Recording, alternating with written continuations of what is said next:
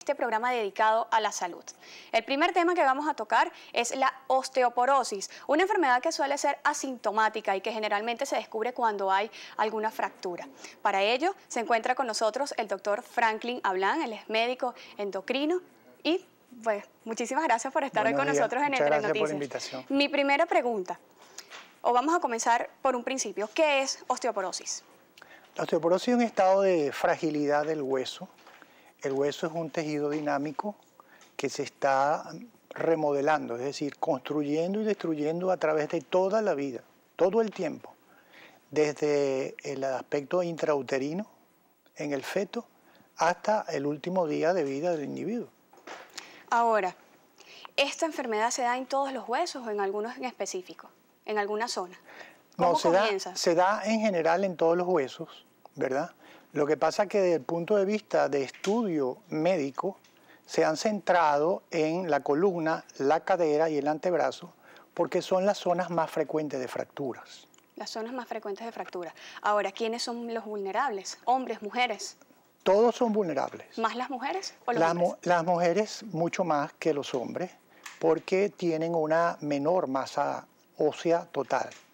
¿En el caso de los hombres? En relación al hombre. Sí, diga. ¿En el caso de los hombres? En el caso de los hombres, el problema es un tanto diferente. Probablemente un 50% de las causas de osteoporosis que existen en hombres se deben a otras enfermedades. Enfermedades hormonales, enfermedades de tipo como la enfermedad celíaca, por ejemplo, o a causas de tratamientos por uso elevado de esteroides durante largo tiempo. O enfermedades reumáticas. Okay. Espondilitis, artritis, ese tipo de problemas. Bien, ahora, ¿a partir de qué edad nosotros debemos estar más atentos, doctor? Bueno, el problema debe enfocarse de acuerdo a lo que se llaman factores de riesgo. Los factores de riesgo son unas características que tiene cada paciente de acuerdo a sus antecedentes, tanto familiares, nutricionales, que indican que este paciente tiene la posibilidad o la probabilidad de sufrir de osteoporosis. Por ejemplo, una menopausia temprana antes de los 40 años es un factor de riesgo.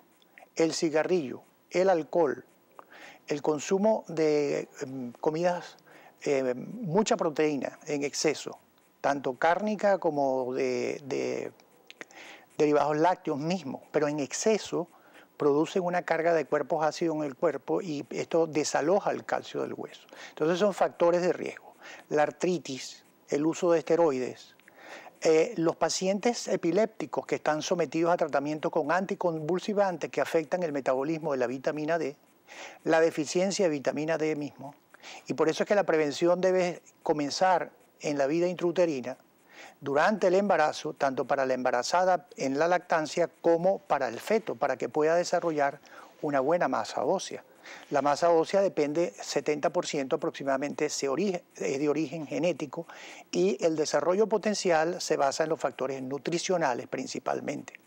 ¿Qué sucede, doctor, con esas personas que consumen calcio? En ese caso, ¿qué pasa? ¿Quiénes deben consumir calcio realmente? ¿En qué momento? El calcio lo deben consumir las personas después de la menopausia. Y siempre y cuando el aspecto nutricional no sea totalmente completo. Es decir, yo voy a suplir lo que no logro a través de la nutrición, o si se trata de un paciente que tiene algún grado de intolerancia a los lácteos, tengo que suplirlo con calcio. Eso es en casos especiales, pero no antes de que se haya establecido la menopausia, a menos que haya un factor de orden médico que indica que ese paciente debe recibir suplementos. ¿La actividad física cómo influye? La actividad física es importantísima, sobre todo en el momento en que se está alcanzando la masa ósea, que es alrededor de entre la adolescencia o desarrollo puberal como hasta los 20 años. Por supuesto, aunado a los factores nutricionales, el consumo de calcio y la suficiente cantidad de vitamina D. Pero nosotros heredamos el 70% del potencial que tenemos para desarrollarla. Ahora, esta actividad física, una vez ya diagnosticada una osteoporosis para estas personas, ¿cómo es? En el caso, ya no pueden hacer nada, ya no deben hacer ejercicio. Al contrario. Al contrario. Al contrario. La actividad física es dirigida, porque la inmovilidad más bien acelera la pérdida de hueso.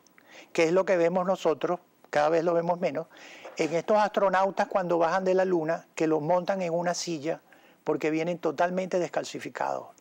Pero que eso se recupera al llegar al momento donde está en la Tierra bajo efecto de la gravidez. Usted acaba de mencionar la palabra descalcificación. Sí. ¿Qué sucede en el embarazo con estas mujeres que se descalcifican? Bueno, en el embarazo hay un alto movilización de hueso que debe ser en parte compensado a través de la suplementación de calcio y vitamina D, pero esa suplementación de calcio y vitamina D, pero particularmente de la vitamina D, debería hacerse antes, en lo que se denomina preparación preconcepcional, porque usted no puede pretender que en 2 meses usted va a tener el paciente totalmente repleto de la vitamina D. Entonces debe hacerse antes, durante la lactancia y después de la lactancia. Hay una área controvertida en si la lactancia muy prolongada, porque algunos estudios señalan que lactancias de más de 1 año pueden producir descalcificación y pérdida de hueso, sobre todo en embarazos repetidos. En ese caso, doctor, hay niños que en lo que aparecen sus dientes vienen picados. ¿Eso tiene que ver en parte con eso? ¿Tiene que ver esto con una osteoporosis futura? ¿Con estos bebés que se le pican los dientes? En algunos casos, En algunos hay patologías metabólicas óseas que se manifiesta por una alteración de los dientes. Hay un caso de patología que se llama hipofosfatasia, donde el paciente tiene una dentina totalmente alterada. Y es una de las manifestaciones que nosotros podemos observar al examinar al paciente y mandarle a abrir la boca.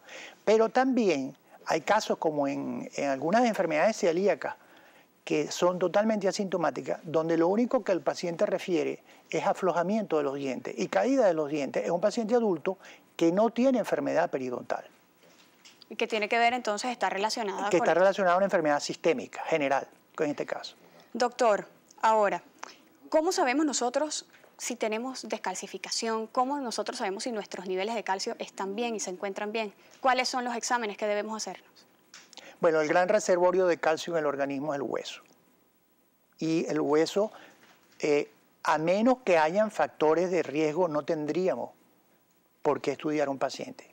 Distinto es un paciente que, aún siendo en desarrollo puberal o niño, tiene múltiples fracturas donde no se corresponde el efecto del traumatismo para el resultado que es la fractura. Es decir, múltiples fracturas que en un momento llega a ser inexplicable entender por qué este muchacho se está fracturando. Porque eso podría ser la indicación de que el paciente tiene una enfermedad metabólica ósea.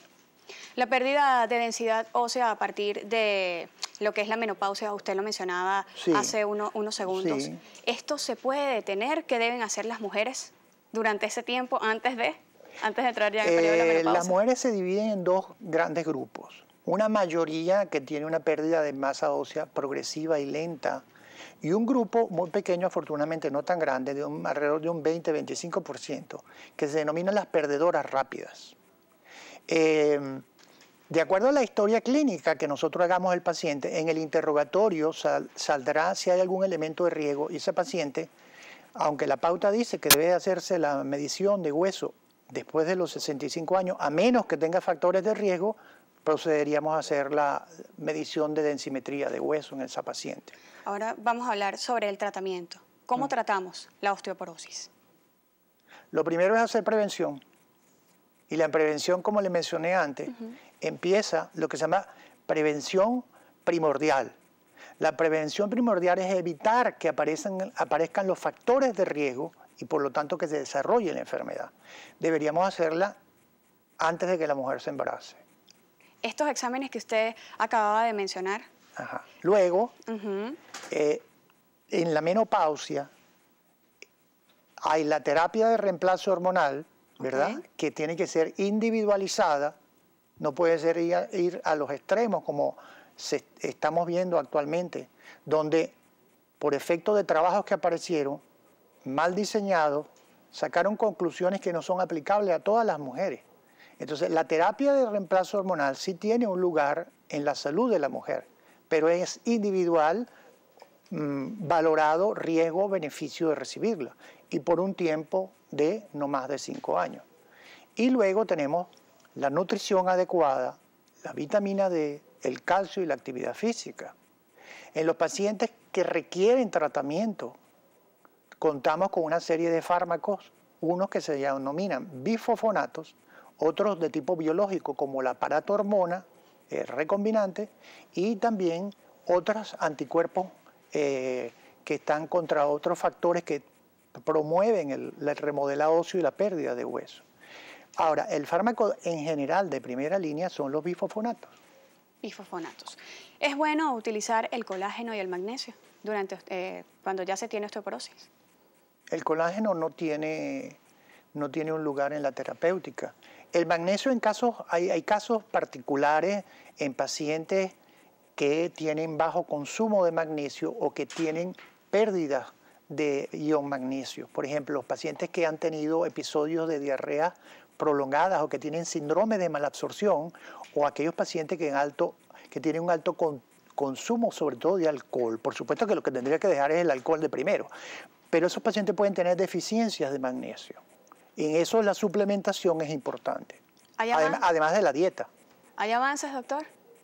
Siempre hay avances y hay esperanza. Nos vamos a ir a la pausa, pero ya regresamos con más de Entre Noticias.